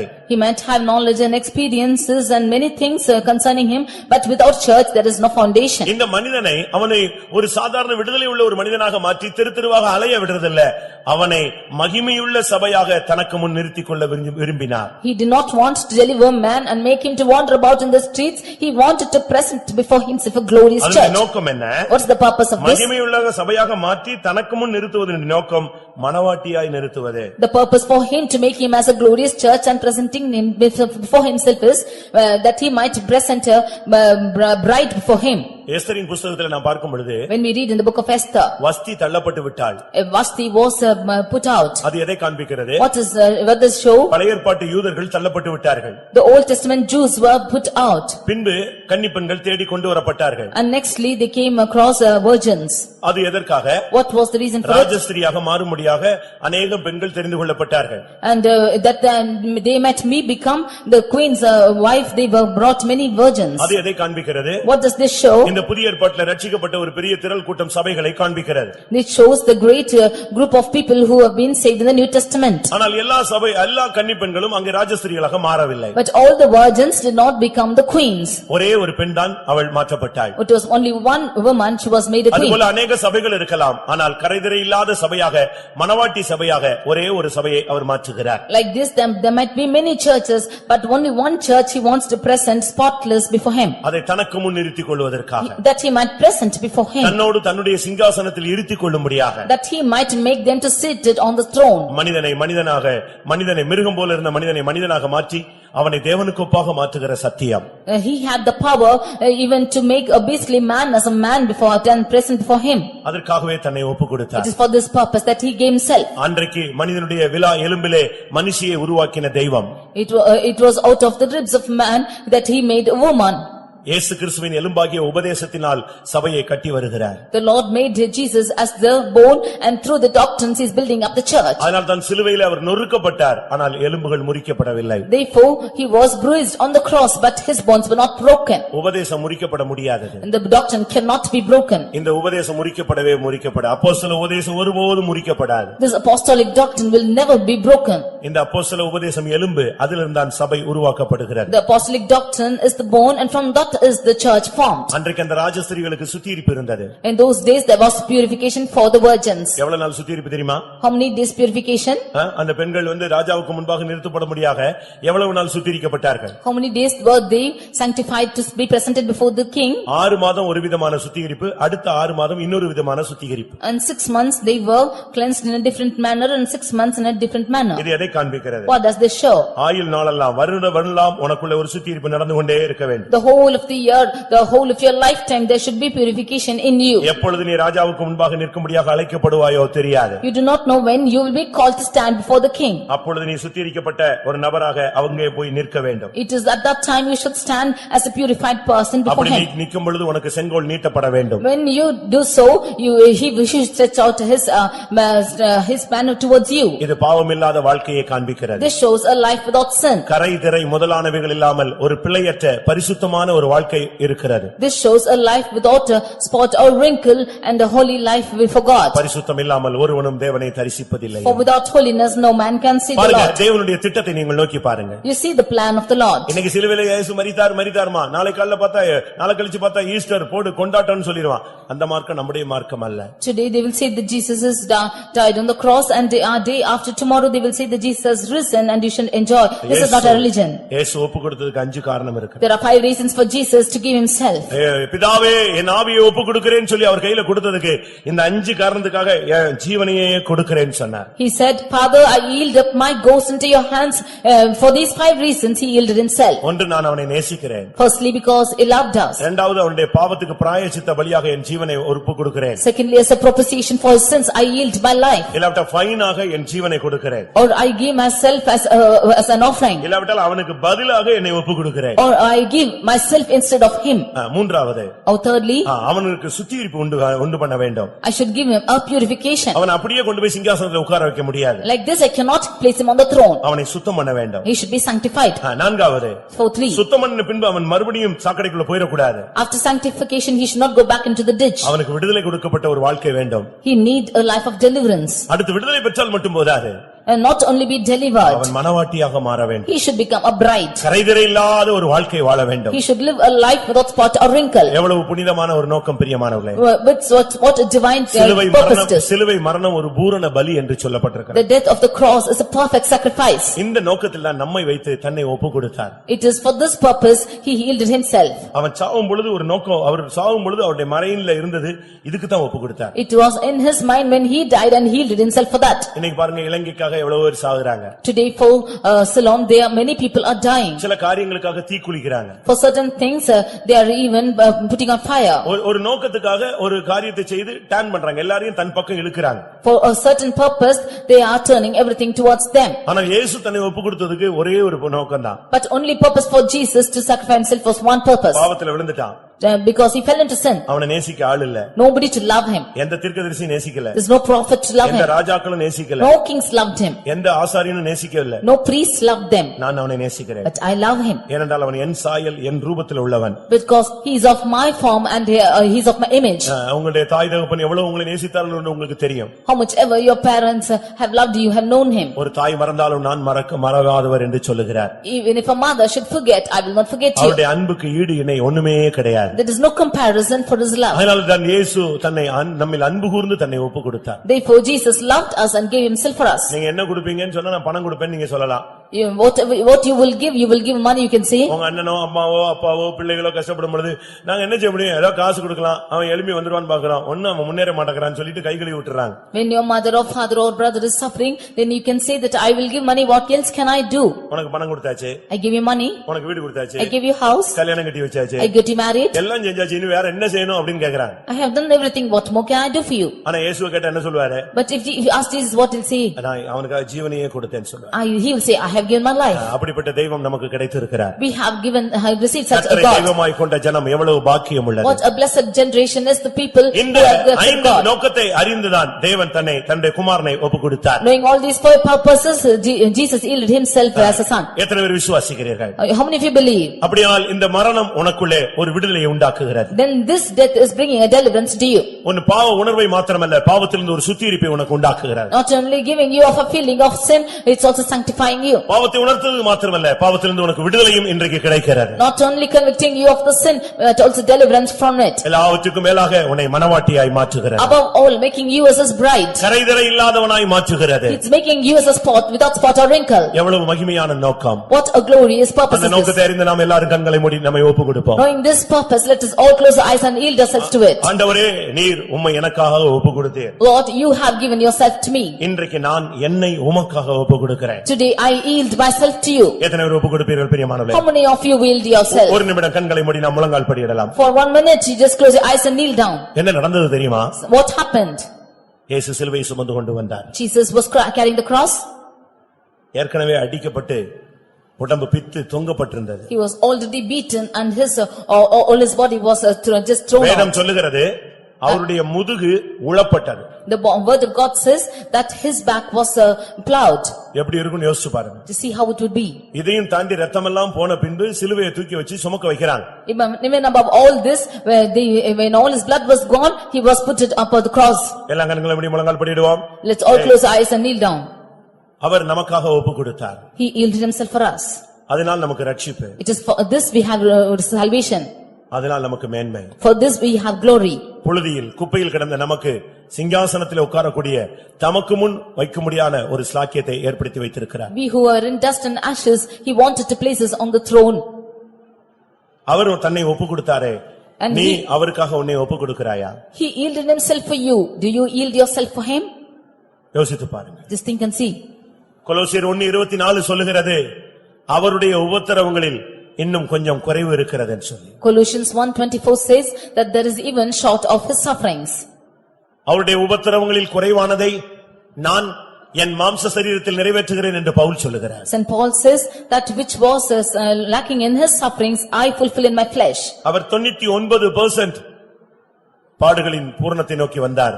1% நீயும் நானும் அவருக்காக ஒப்புக்கொடுக்க வாஞ்சிக்கிறார். He came to the perfection of 99% of sufferings.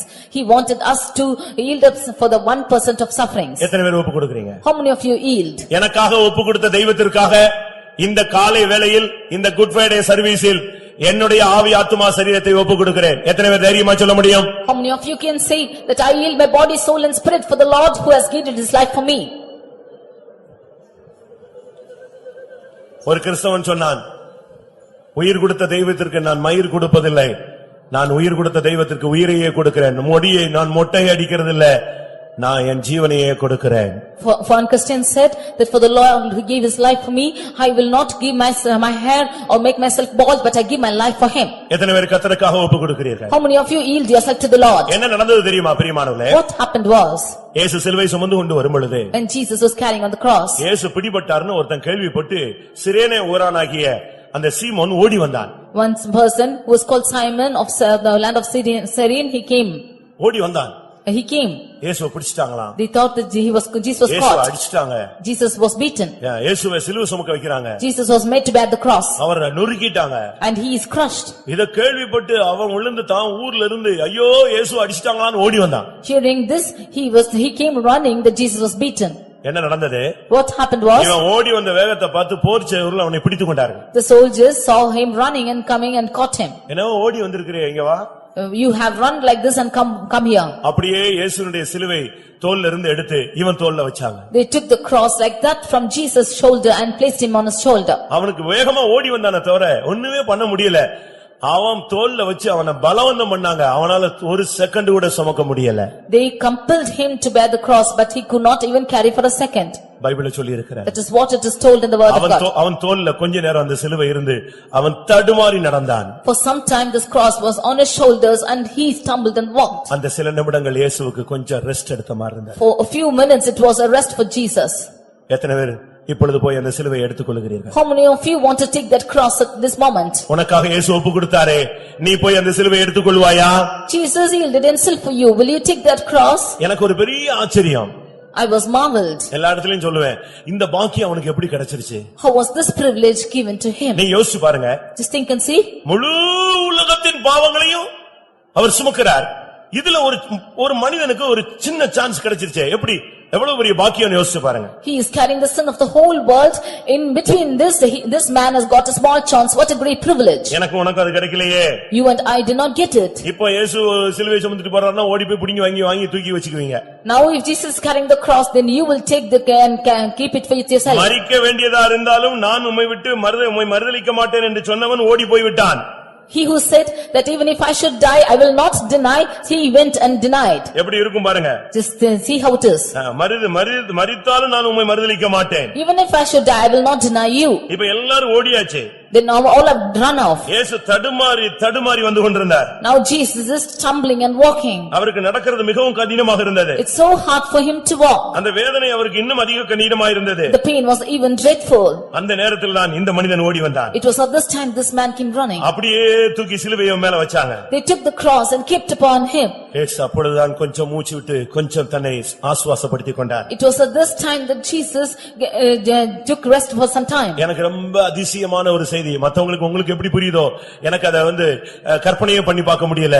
ஒரு பெரிய திட்டத்தில் மகாபெரிய தேவனுடைய திட்டத்துல இந்த மனுஷன் இணைஞ்சு விட்டார். It was a marveling incident which is beyond my reach because this man entered into a great plan. அவன் ஓடி வந்த பொழுது அவன் தோள்ல இதை தூக்கி வச்சிட்டாங்க. When he came running, they placed this on his shoulders. எப்படி இருக்கும் பாருங்க. Just think and see how it was. அவனை பலவந்தம் பண்ணினார். They compelled him. அவன் அந்த சிலுவையை சுமந்தான். He carried the cross. இப்பொழுது நீ அந்த சிலுவையை சுமப்பாயா? Will you take that cross now? உன்னை மனவாட்டியாக மாற்றும்படியாக. That he might make you his bride. உன்னை ஆசீர்வதிக்கப்பட்டவனாய் மாற்றும்படியாக. That you might be a blessed person. உன்னை கனம் பண்ணும்படியாக. That he might honor you. உன்னை சுகமாக்கும்படியாக. That you might be healed. உன்னை அழகு பார்க்கும்படியாக ஒப்பு கொடுத்தவரை நீ அவருக்காக உன்னை ஒப்பு கொடுப்பாயா? That you might see your beauty. He gave himself. Will you give yourself? ஒப்பு கொடுக்கிறேன்னு சொல்றவங்க முழங்கால் போட்டு கையை உயர்த்தி ஆமா ஆண்டவரே என்னை உம்முடைய கரத்திலே நீர் எனக்காய் ஒப்பு கொடுத்தீர். நான் உமக்காக உம்முடைய நாமத்திற்காக உம்முடைய சித்தத்திற்காக உம்முடைய ஊழியத்திற்காக என்னை ஒப்பு கொடுக்கிறேன். All those who say that yield myself, you kneel down and put up your hands and say, the Lord, I yield myself for your ministry, for your life, for your sake unto you. நீ இந்த ஆராதனைக்கு வந்தது மாத்திரமல்ல, இந்த message கேட்டதல்ல, இதுதான் முக்கியமான பகுதி. You have not only come for the meeting and heard this message, but this is most important. ஆண்டவரே நான் என்னை ஒப்பு கொடுக்கிறேன். Lord, I yield myself. எனக்கு 5 காரியங்களுக்காக நீங்க உங்களை ஒப்பு கொடுத்தீங்க. You have yielded for 5 reasons for me. நான் என்னையே உமக்காய் ஒப்பு கொடுக்கிறேன். But I yield myself for you. உன்னுடைய சேவைக்காக, for your ministry, உம்முடைய சித்தத்திற்காக, for your will, உம்முடைய நாமத்துக்காக, for your name. நீ என்னை நடத்தும் எந்த வழிக்கும் நான் என்னை ஒப்பு கொடுக்கிறேன். For all the path you're going to lead me, I yield myself. கையை உயர்த்தி சொல்ற பாரு, கர்த்தர் அதை கேட்டுக்கொண்டிருக்கிறார். The Lord is hearing what you say, raising your hands. Hallelujah. ஆமென். பிரியமானவர்களே, இந்த வார்த்தையை நீங்கள் சிந்தித்து பாடுங்கள். இந்த வார்த்தையை நீங்கள் சிந்தித்து இப்பொழுது பாட போகிறீர்கள். நீ வீட்டுக்கு போற நேரத்தை பார்க்காத, கூட்ட முடியணும்னு யோசிக்காத. நீ அந்நியன் அல்ல. கர்த்தாவே, உமக்காய் சிலுவை சுமக்கக்கூடிய ஒரு வாய்ப்பு எனக்கு கிடைத்தால் அதுதான் என் வாழ்வின், நான் பிறந்ததின் பாக்கியம். இந்த சபையில நான் வந்ததுக்கு அதுதான் என்னுடைய நோக்கம் நிறைவேற்றப்படுகிறது. எங்க அம்மா சுமக்கல, அப்பா சுமக்கல, என் பிள்ளைகள் யாரு சுமக்காட்டால் நான் உமக்காய் சுமக்கிறேன். ஜீவ பலியாய் என்னை படைக்கின்றேன். ஜீவாதிபதி உமக்கு. எத்தனை பேர் ஒப்பு கொடுக்கிறீங்க? நீ ஒப்பு கொடு, ஒரு அபிஷேகம் தருவார். இந்த உலகத்தில் நீ இயேசுவினால் அன்பு கூறப்பட்டவனா இருப்பாய். பாவத்திலிருந்து உனக்கு ஒரு விடுதலை கிடைக்கும். கரைதிரை இல்லாத ஒரு நபராய் உன்னை கர்த்தர் மாற்றுவார்.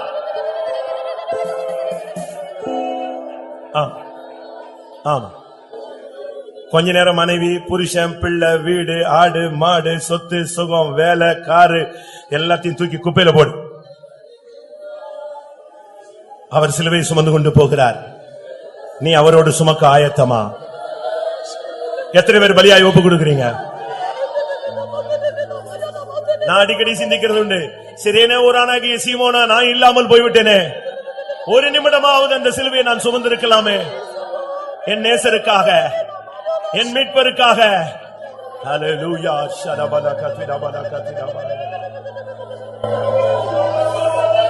சகித்திரே நிந்தைகள், பாடுகள், துக்கங்கள், சந்தோஷத்துடனே குருசிலே தூய்மையாய் சபையை முன்னில் நிறுத்த மகிமையிலே, மகிமையிலே தூய்மையாய் சபையை முன்னில் நிறுத்த மகிமையிலே, மகிமையிலே இம்மலான்மிக்கு இணையொன்றுமில்லையே. என் நேசரே,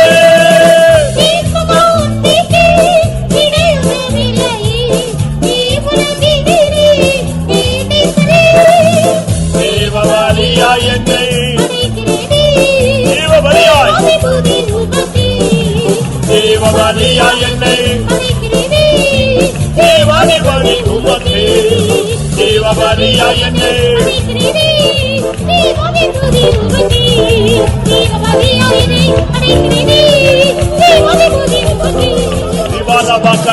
திரபாலியா,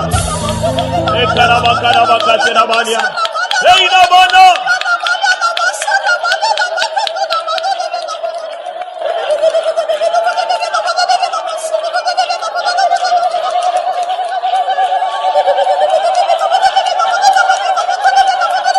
ஹல்லேலூயா. ஆமா, ஆமா.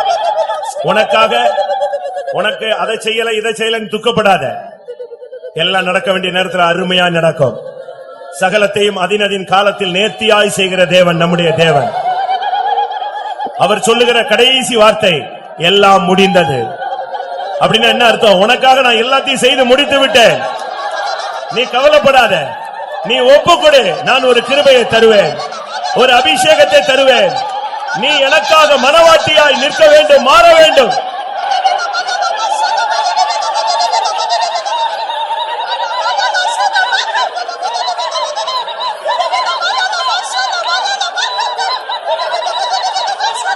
ஆமென்.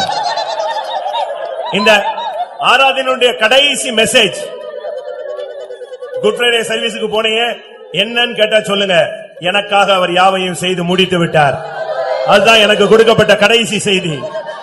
என் வாழ்க்கைக்காக, என் வருங்காலத்திற்காக, என் பிள்ளைகளுக்காக, என் ஊழியத்திற்காக எல்லாவற்றையும் என் தெய்வம் முடித்து விட்டார். அவர் முடித்து விட்டு தான் ஜீவனை கொடுத்தார். ஹல்லேலூயா.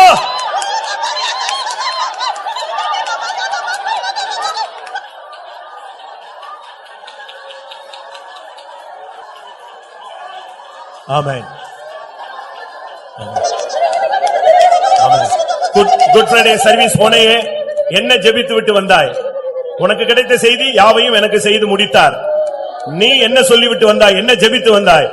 நான் ஒன்று ஜெபம் பண்ணவில்லை, என்னை பலியாய் ஒப்பு கொடுத்து விட்டு வந்திருக்கிறேன். என் இயேசுவின் பாடுகளில் குறைவானதை நிறைவேற்றும்படியாக, அவரோடு சிலுவையை சுமக்கும்படியாக என்னை ஒப்பு கொடுத்து விட்டு வந்திருக்கிறேன். அல்லேலூயா. எக்கரபக்கத்தினா பக்கரபக்கத்தினா பனாத்தினா. ஆமென்.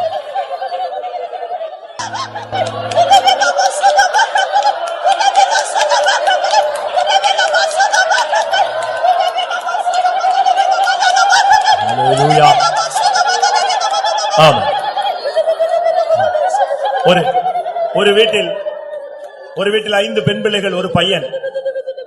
4 பெண் பிள்ளைகள் கல்யாணம் கட்டி போய்விட்டார்கள். அந்த தாய் தகப்பன் மரித்து விட்டார்கள். இந்த பையனும் பெண்ணும் தனியாக அந்த வீட்டில் கஷ்டப்பட்டு கொண்டிருந்தார்கள். வசதியாக வாழ்ந்த குடும்பம். உண்மை சம்பவத்தை சொல்லுகிறேன். ஒரு குறிக்கப்பட்ட நேரம் வந்த பொழுது அந்த பையனுக்கு ஒரு பெண் அமைந்து விட்டாள். அவன் விவாகமாகி விட்டான். அந்த விவாகத்தில் அந்த கடைசி பிள்ளை தத்தளித்துக் கொண்டிருந்தாள். இனிமேல் நான் என் வாழ்க்கை எப்படி என்று எல்லாரும் அவளுக்காக பரிதவித்தார்கள். யாரும் உதவி செய்யவில்லை. நிர்பந்தமான நிலவரம். ஆனால் என்ன நடந்தது தெரியுமா? கொஞ்ச நாட்களில் வெளிநாட்டிலிருந்து ஒரு பையன் வந்தான். கைவிடப்பட்ட பெண்ணுக்கு நான் வாழ்க்கை கொடுக்க விரும்புகிறேன், ஒண்ணுமே இல்லாத பெண்ணுக்கு வாழ்க்கை கொடுக்க விரும்புகிறேன் என்று சொன்னான். திடீரென்று இந்த விவாகம் ஒழுங்கானது. அந்த பிள்ளையினுடைய வாழ்க்கை செழிப்பாய் மாறினது. எதுக்கு சொல்லுகிறேன் தெரியுமா? உனக்காக அவர் செய்து முடித்திருக்கிறார். எல்லாம் முடித்து ஆகிவிட்டது. நீ கலங்க வேண்டிய அவசியமே இல்லை. ஆமென். தைரியமா நீ திரும்பி செல்லு. உன் வேலைக்காக அவர் செய்து முடித்து விட்டார். உன் பிள்ளைகளுக்காக யாவையும் செய்து முடித்து விட்டார். உன் வருங்காலத்துக்காக எல்லாம் செய்து முடித்தாகி விட்டது. அல்லேலூயா, அல்லேலூயா, அல்லேலூயா. ரீபானா பாக்கரா. ஆம். ஒன்றை சொல்லும்படியாக நான் ஏவப்படுகிறேன். உனக்கு ஒருவேளை பிள்ளை பிறந்திருக்கலாம். அந்த பிள்ளையினுடைய ஃபியூச்சரையும் கர்த்தர் பொறுப்படுத்தியிருக்கிறார். உனக்கு இன்னும் பிள்ளைகள் பிறக்காமல் இருக்கலாம். அதை குறித்தும் தேவனுக்கு ஒரு திட்டம் இருக்கிறது. தெரியுமா? ஏசாயா தீர்க்கதரிசன புஸ்தகத்திலே கோரேசை குறித்து சொல்லி இருக்கிறது. கோரேஸ், வேதம் சொல்லுகிறது, கோரேசுக்கு முன்பாக நான் வெண்கல கதவுகளை உடைப்பேன், இருப்பு தாழ்பால்களை முறிப்பேன், கோணல்களை செவ்வைப்படுத்துவேன், மறைந்திருக்கிற அந்தகாரத்தில் புதைந்திருக்கிற புதையல்களை கொடுப்பேன். அது எப்ப சொன்னது தெரியுமா? வேத ஆராய்ச்சியில நீங்கள் படித்து பார்த்தால் தெரியும். அவன் பிறக்கிறதுக்கு எத்தனையோ வருஷத்துக்கு முன்னால சொன்ன தீர்க்க தரிசனம். அவன் பிறக்கவே இல்லை. அவன் பூமியில கோரேஸ் கிடையவே கிடையாது. ஆனா இப்படி ஒருத்தன் பிறப்பான், அவனுக்காக நான் வெண்கல கதவுகளை உடைப்பேன் சொன்னார். அதுபோல உனக்காக எல்லாவற்றையும் அவர் ஏற்கனவே ஆயத்தமாக்கித்தான் உன்னை கொண்டு வந்திருக்கிறார். ஹல்லேலூயா, ஹல்லேலூயா, ஹல்லேலூயா, ஹல்லேலூயா, ஹல்லேலூயா, ஹல்லேலூயா. ஆமென். ஹல்லேலூயா. பிரியமானவர்களே, நான் இந்த கூட்டத்தை முடிக்க போகிறேன். இன்னும் 1 நிமிஷம் இல்லைன்னா 2 நிமிஷம். ஒரு பாயிண்டுக்காக நான் ஏவுதல் இருக்கிறனால் சொல்லுகிறேன். கர்த்தாவே, உமக்காக வாழ எனக்கு ஆசை, உமக்காக நிற்க ஆசை, உமக்காக சாட்சி சொல்ல ஆசை, உமக்காக சுவிசேஷம் சொல்ல ஆசை, உமக்காக அடிபட ஆசை, உமக்காக பாடுபட ஆசை, உமக்காக மரிக்க ஆசை. ஆனால் என்னால முடியலையே. நீங்க கிருபை தந்தா நான் உமக்காக என் ஜீவனையே கொடுப்பேன்னு சொல்றவங்க மட்டும் கைகளை உயர்த்துங்கள். உன் கண்ணீரை காண்கிற தேவன், உன் இதயத்தின் வேதனையை அறிந்த தேவன், ஆண்டவருக்காக வாழ முடியவில்லையே என்று தவிக்கிற உன்னின் தவிப்பை கண்ட தேவன், இப்பொழுது உன்னுடைய கண்ணீரை கண்டு உன்னை பலப்படுத்த போகிறார். நீ யூதேயா, எருசலேம், பூமியின் எல்லை எங்கும் கர்த்தருக்கு சாட்சியாய் மாறப்போகிறாய். நீ வேலை பார்க்கிற இடத்திலே நீ சாட்சியாய் மாறப்போகிறாய். நீ தலை குனிந்த இடத்திலே தலை நிமிர்ந்து நடக்க போகிறாய்.